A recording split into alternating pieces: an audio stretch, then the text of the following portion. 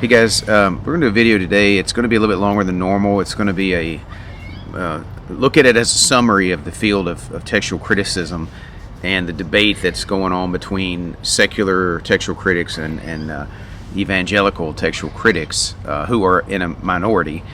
The evangelical textual critics, represented here by James White, are going to be arguing that the tenacity of the text indicates that of all the manuscript variants that we have, that the original reading is in all cases going to be found among the ones that we have now, and they try to make that case historically. Bart Ehrman here, who represents secular textual critics, is arguing that you can't get back to the original using historical evaluation. And even if the evangelical textual critics are correct and they can get back to what they think is the original reading, they subordinate it to probabilities, varying degrees of probabilities. And so they have a certain probability rating for what they believe there are very few textual manuscript or textual variants on, and then the ones that have more textual variants or there's more question in the reading have less probability. And so when they're done, the entire Bible now is based on varying degrees of probability. So if they're successful, they subordinate the Bible to probabilities. And so what I think as presuppositionalists, we don't want to be left into a position where we're trying to argue that the Bible, the New Testament text, is very probably the Word of God, because that's what you end up with. Even if you appeal to providence, which is what the tenacity argument does, it appeals to the providence of God, while trying to also hold to a historical, sort of a naturalistic historical approach. So what we want to do as presuppositionalists is say you have a theological commitment either way, whether you want to try to argue, well, there's the tenacity of the text and it's up to textual critics to apply probabilities and figure out what the original text may have been, or to start with presuppositionalism with the impossibility contrary and then evaluate the field based on that. So it's a different approach, but ultimately that's what we're left with. And to argue otherwise, as in this case, there seems to be this mutual agreement of neutral territory between White and Ehrman, which isn't real, doesn't exist. There's either naturalistic, atheistic view of history, which can't actually account for any science whatsoever, or there is a presupposition of the Christian worldview, in which case the scriptures are presupposed from the very beginning, and not trying to be reconstructed by historians, in effect. So let me know what you think in the comment section below, all right? Thanks.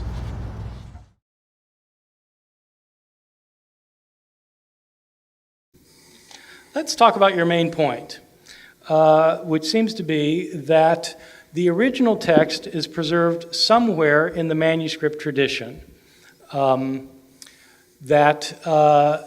we have all these variants, and that in every case, one of the variants is the original text. Is that your understanding? Yes, I believe in the tenacity of the text, that when we have a variant, the reason that we can invest the time in looking into it is that one of the readings that is there is the original reading. I don't believe we need to engage in conjectural emendation, just simply to fill in gaps as we do with most classical works. Okay, and why do you think this? Because that seems to be the conclusion of not only Kurt Ahland, and an extensive discussion of that. I cited it in my opening statement. But that also seems to have been the belief of a large majority of the textual critical scholars down through the ages, from Tischendorf onwards. Moises Silva, Dan Wallace, and others have also enunciated the exact same things. So it's because authorities have told you this? Well, and I also find it to be very consistent with my own study of the textual variations in the New Testament. Okay.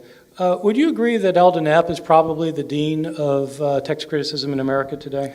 Well, I think Eldon Epp, yourself, and D.C. Parker are probably the biggest names right now. Unfortunately, I would say that the perspective that you are now pursuing, and as you yourself have said for the past 10 or 15 years, you've pretty much given up on working on the original text. That sort of has been done. So Epp in America, and Parker, he's English, and maybe Keith Elliott in England is a big name. Mm-hmm. How about in Germany? Who would be the authorities now living?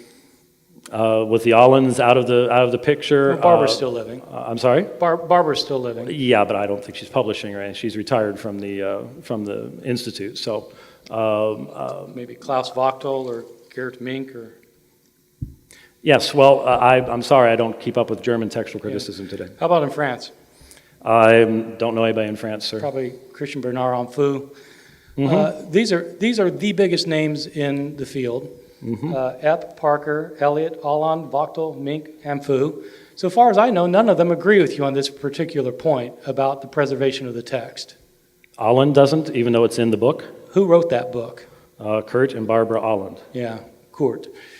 I don't know about Barbara Alland, but what do you think about the movement that Parker is especially driving, which states that in fact it no longer makes sense to talk about the original text? My question is really about Parker. Why is it that David Parker thinks we can't get back to the original text? Well, there are a number of reasons, theological and genealogical. Obviously, I have focused on his theological reason in that he asserts that we have made an artificial distinction between text and tradition, which I certainly would strongly disagree with. But as you yourself have said, as far as the current state of the manuscript tradition is concerned, we're as far back as we can get. I think the term that you used in an SBL article a few years ago was we're just tinkering as far as that is concerned. And so apart from some major find, a Dead Sea Scrolls level New Testament type of find, there seems to be a fair amount of skepticism at being able to get any farther back. Yeah, I agree with that. What does that, so the fact that somebody in the middle of the 4th century accurately copies a text, what does that tell you about somebody copying a text in the year 70? I'm wondering if that's usual or unusual. Do we have copies of manuscripts in the tradition? We don't have, well, the only thing I can think of you're asking is something like 1739 where we know something about the nature and the origination of what it is a copy of, or even Bézé or something like that. But very rarely do we know the exact lineal parent of any manuscript in the first 1,000 years. Exactly. I mean, so the fact that they aren't, one isn't the copy of the other is in fact completely normal, right? Because we don't have copies. Yes, sir. What then does the fact that B is close to P75 but not a copy of P75, B copied in the year 350 say, what does that tell us about copying practices in the year 70? I said what it does is demonstrate that the onus is upon the skeptic to assert that there is corruption in the primitive period, because since we have multiple lines coming out of the early period, and yet it's the same New Testament, that if there was some kind of primitive corruption, you would have multiple corrupted lines coming out that vary massively from one another, and that is not the case. Excellent. Oh, that's not the case. So tell me, how do the early manuscripts stack up against each other in comparison with the later manuscripts? Well, as I've said in my published works, the vast majority of meaningful and viable variants take place within the first 250, 300 years of the transmission history of the New Testament. That's a given. Yeah, let me reword it. If you compare two Byzantine late manuscripts to one another, of course, will they agree a lot or not very often? Well, of course. So the variations between a 14th century Byzantine minuscules are almost totally based upon scribes falling asleep or slapping a bug while they're writing. What about the early manuscripts? The early manuscripts, because, as I said in my opening presentation, they're being done in a very different period of time where very rarely did Christians have access to scriptoriums or things like that. Because of persecution taking place, the destruction of texts and things like that, there is a much wider variation between them. So the earlier the manuscript, the more differences there are between them.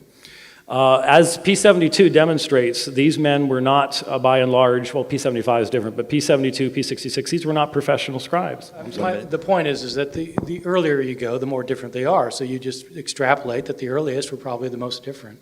Dr. Ehrman, you said in your rebuttal that P52 contains a major, I believe it was, you can correct me please if I was wrong, major textual variant that changes the meaning of the text. Do you have access to a textual variant there that is not listed in the Nestle-Aland text? It's the restoration in the lacuna, as Metzger points out in his manuscripts of the New Testament, of the absence of the words eis tuta before elelutha. And there are a couple of other variants. I mean, there's a full discussion of it in Metzger's book on the manuscripts of the New Testament. And you would consider this to completely change the meaning of the text? No. Okay, all right. It changes the meaning of the text. Okay. I think anybody who thinks that the words of the New Testament are inspired has to think that the words matter. And so if the words change, that matters. All right, Dr. Ehrman, since you disagree with, evidently, Kurt Aland on the issue of tenacity, could you list for us some variations in the New Testament where you are willing to assert that none of the extant readings in the manuscript tradition could possibly be the original? No, I think there's always a possibility. It's not a question of possibility, it's a question of probability. Of course, anything could possibly have been original. The original author might have written nonsense. And why not? It's possible. And later scribes might have corrected that nonsense. Cover it. The New Testament, we have much earlier attestation than for any other book from antiquity. What you can't do is then say, well, then you can't trust any book from antiquity. Okay? Yes. Right. That's right. I'm saying that we don't have the original text for any writing from the ancient world. The New Testament is no different. Just as you can't establish the original text of the New Testament because you don't have sufficient evidence, you can't establish the original text of Suetonius because you don't have original evidence. For some of these authors, the manuscript tradition is pathetic. I mean, for some very important works from antiquity, we have one manuscript that's a palimpsest. And so, yes, absolutely, we have exactly the same problem. And when you say that, nobody goes on about the Gospel of Thomas, absolutely wrong. Scholars of the Gospel of Thomas talk about this all the time. I mean, this is a major issue of scholarship. When you repeatedly say that we don't know what the original writings of the New Testament said, given that there are entire sections of text where there is no variation basically at all, would you agree that we know what those sections of the New Testament said? Okay, let's say Paul wrote his letter to the Philippians, and they got a copy. And then somebody made a copy of that original, and made a couple mistakes, and then somebody copied that copy, made a few mistakes. And then the original was lost, and the first copy was lost, and that all other manuscripts ultimately derive from that third copy. In other words, that third copy was, the original wasn't copied anymore, the first copy wasn't copied anymore, only the second copy was copied twice, and both of those was copied 5 times, and each of those was copied 20 times, so that they all go back in a genealogical line to the third copy, rather than to the original. All you can reconstruct is what was in the third copy. And all manuscripts, when they agree 95% of the time, or whatever number you want to put on it, when they agree 95% of the time, that just shows that they all go back to that copy. It doesn't show they go back to the original. To me, it doesn't make sense to say that God inspired the words because he wanted us to have his words if he didn't give us his words. We don't have his words because the originals don't exist and accurate copies don't exist. There are places where we don't know what the originals even said. So your standard for accurate copy is perfection, is it not? Perfection. Yes, sir. I think if I copy the word ego, and instead of writing ego, I write autos, then in fact, that is an imperfect copy. A perfect copy would be a copy that copied ego as ego. how do we know that we have the original text among the hundreds of thousands of variations that are found in the textual tradition of the New Testament? Kurt and Barbara Allen's book indicated that, in fact, the original text is always preserved somewhere among our variants, so we can rest assured that we have the original. But is this a view that makes logical sense? That's the question. Scholars have gotten away from thinking this. If you do like authority, then let me tell you the authorities for the other side. It's virtually every scholar who is actively pursuing this in the field, except for a few evangelical scholars. Now, why would this be a theological point of view? Isn't this a historical question?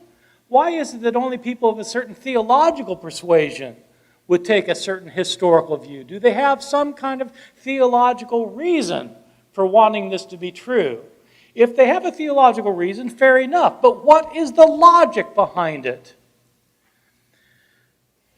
Most scholars today simply don't see that as a tenable point of view. That's why leading scholars in America, England, Germany, France, everywhere where text criticism is done, that's why the leading scholars in this field, by whom I mean people who go to the Society of Biblical Literature and read papers on the topic, and who go to the international meetings, and who are members of the Society of New Testament Studies, the people who do this for a living, that's why there is a very strong movement away from even talking about the original text. If you think God inspired the originals, why don't you have the originals? And why is it that we don't know what the originals said in places? Understand them. Dan Wallace, whom he keeps quoting, insists that in fact differences don't matter in the manuscript. Well, if the differences don't matter, why is it that he is undertaking a major project dealing with Greek manuscripts, a project that is going to cost hundreds of thousands of dollars? If the differences don't matter, what does he tell these people he's trying to raise money from? Well, we'd like you to donate $50,000 to our cause because the differences don't matter. That is, if there was that major corruption in that earlier period, why do we have only one New Testament text coming out? Are there variants? Yes, but is it still the same text? Is it still Philippians? Is it still Galatians? Is it still the presentation of the same theology? Yes, it is. No one questions that. In fact, in the paperback edition of Dr. Ehrman's book, he says the position I argue for in misquoting Jesus does not actually stand at odds with Professor Metzger's position that the essential Christian beliefs are not affected by textual variants in the manuscript tradition in the New Testament. What he means by that, I think, is that even if one or two passages that are used to argue for a belief have a different textual reading, there are still other passages that could be used to argue for the same belief. For the most part, I think that's true. And so we need to understand that when Dr. Ehrman talks about changes, scribes changing things, we don't know what the original text was. The standard that is being used is not the standard that has been used down through the centuries, because to adopt that standard means that we have to become ultra-skeptical about everything that happened before at least the printing press, and even then, I would argue, into the modern era. I trust that you will dig deeper and ask yourself if you are really able to embrace the kind of radical skepticism that would require you to abandon any reasonable certainty of history itself to an unreasonable and unworkable standard of knowledge. Question. And of course, we don't actually know anything when it comes to this sort of thing, which may sound like total skepticism, but I'm sorry, we don't know. How would we know? So what we have to do is extrapolate on the basis of what we do know. And what we do know is that as you go back earlier in the tradition, so the earlier the manuscript, the more the mistakes. The manuscript tradition is filled with more mistakes early, and the reason is because the people copying the text weren't professionals. And that was even more the case for the third copy than it was for the 33rd copy. Well, yeah, that's true. The Isaiah scroll they found was very similar to the Isaiah of the Masoretic text from the year 1000. You know, the copy they found at the Dead Sea Scrolls of Jeremiah was 15% shorter than the Jeremiah we have. 15% shorter. You compare two Christian copies from the same time period, say 1,000 years separate. So you take a 3rd century copy of the New Testament with a 13th century copy of the New Testament, you don't have anything like that amount of agreement. There are massive differences. A couple of things. The Old Testament transmission is not like the New Testament transmission. It's much more controlled because it was within just the people of Israel. One of the problems here is that the reason you had non-professionals copying these things is because they wanted the gospel to get out to as many as possible. That's why non-professionals are doing it. Yeah, that's a very good question. And I think that historians can only establish levels of probability. What is really almost certain, what is less certain but highly probable, what's fairly probable, what's kind of probable, what's possible, what's unlikely. I mean, you have level. That's what historians do. They establish the levels of probability. And I think with some things with the historical Jesus, you can establish very high levels of probability. I mean, it's virtually certain that Jesus existed, that he was a Jew who lived in Palestine, who was crucified under Pontius Pilate. I mean, all those are very high levels of probability. Yeah, I would hold to the Chicago Statement on Biblical Inerrancy, which makes a very clear distinction between the original and copies thereof.